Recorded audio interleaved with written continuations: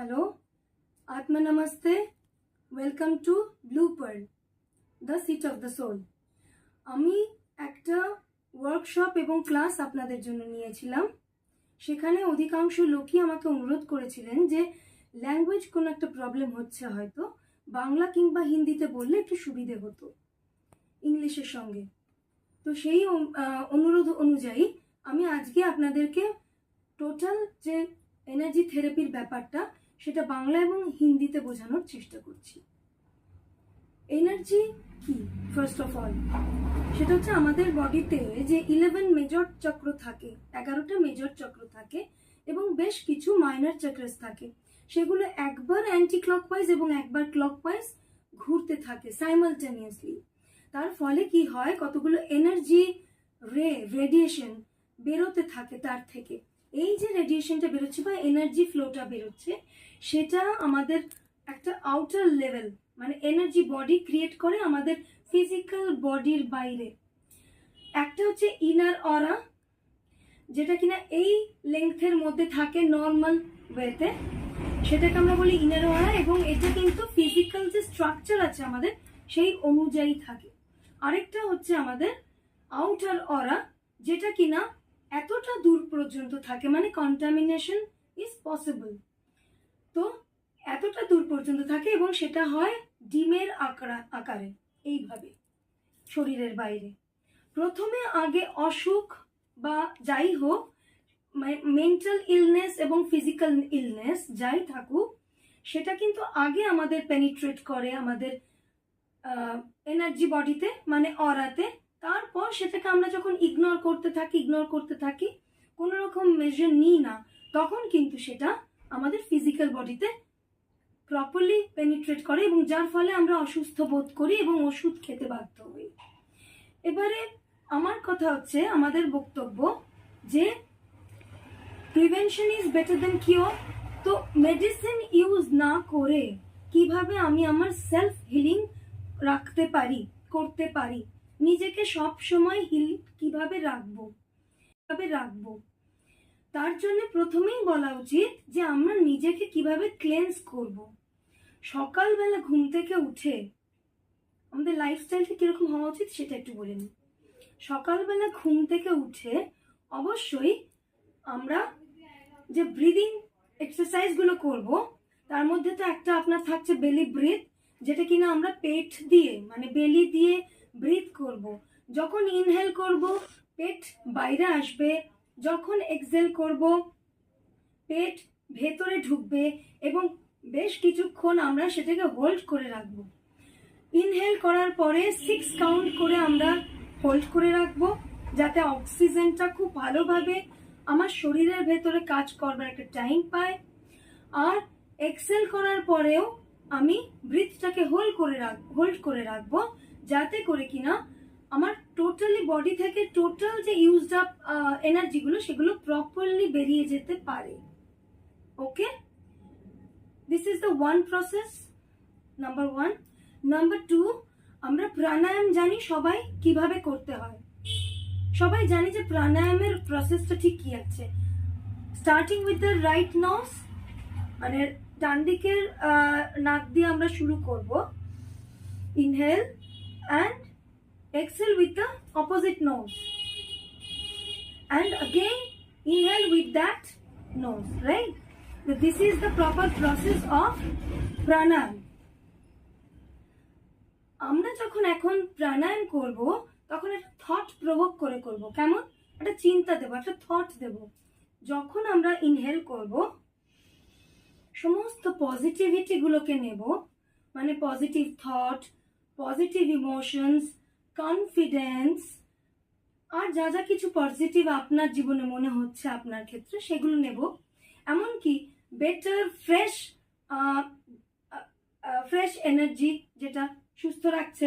আর যখন আমরা এক্সেল করব তখন সেখানে কি করব, যত আমাদের লিমিটেশনস আছে, যত নেগেটিভ এনার্জি আছে, যত নেগেটিভ থটস, নেগেটিভ ইমোশনস, যত ডিজিজড এনার্জি বডিতে আমি ফিল করছি আছে, সেগুলোকে সব আমি ছেড়ে দিচ্ছি এক্সেল করবার সময়।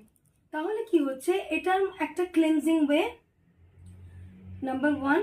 নাম্বার 2, যখন আমরা স্নান করতে যাচ্ছি, আফটার হ্যাভিং বাথ আমরা কিন্তু সল্ট বাথ নিতে পারি। মানে salt, 1 spoon salt and 1 spoon coffee আপনি ভালো করে মিক্স করে নিন এবং সেটা স্নানের পরে স্ক্রাবারের মতন হোল বডিতে আপনি স্ক্রাব করে নিন এবং তারপর আপনি আরেকটু স্নান করে নিন জাস্ট।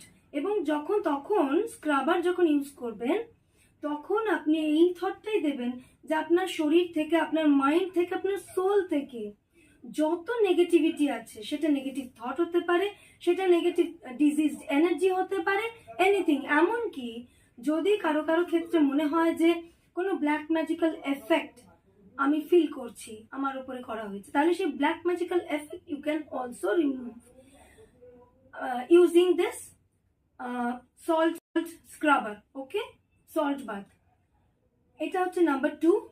এবার number 3, you can draw one blue triangle in floor rapidly, okay। Blue colour কি করে, ফ্রিজিং কালার হয়। তো ব্লু কালার দিয়ে যখন আমি ফ্রিজ করছি, একটা ট্রায়াঙ্গেল আঁকছি ফ্লোরের মধ্যে র্যাপিডলি, তখন সেটা আমার mental potty, that is my mental potty, right. ওটার মধ্যে তখন ফ্রিজিং কালার দিয়ে আমি একটা ব্লু ট্রায়াঙ্গেল এঁকেছি। তো সেখানে আমি আমার মাইন্ড থেকে যত, this is my channel and I will give all my negative thoughts in that blue triangle। I'm releasing all my negative thoughts, all my negative emotions, everything, my limitations, right, which is hampering my confidence, everything I'm releasing in that blue triangle, okay। এবারে সেই blue ট্রায়াঙ্গেলটাকে যখন আমি মনে হলো যে okay I am free now, আমার solar plexus চক্র এখন খালি আছে, এমটি হয়ে গেছে, তখন আমি সেটাকে আবার ব্লু কালার দিয়েই আমি সেটাকে ব্রাশ করে দেব, কালার করে দেব, fridge, okay. then just invoke the god that remove this blue triangle along with my all negativities, negative thoughts, negative emotions, everything, limitations, and then wash the space with electric violet energy, okay, to disintegrate the negativities you have already thrown there, okay। It was the third point। Fourth, just think about yourself, because আমরা এখন শিখছি কি self healing process. তো আমি অন্য কাউকে নিয়ে তো ভাববো না, আমি ভাববো যে আমি এখানে আমার সামনে পাপেট মি, মানে একটা পাপেট, আমি একটা পাপেট সামনে রয়েছে, ছোট puppet. So puppet me is there in front of me. তো I am doing the cleansing in just such a way, because we have tiny microchips की तरह, microchips এর মতন কিছু tiny চাকরাস আমাদের আঙুলের উপরে রয়েছে, ফিঙ্গার টিপসে। তো সেটা দিয়ে আমি অ্যাক্টিভেট করব, রাইট।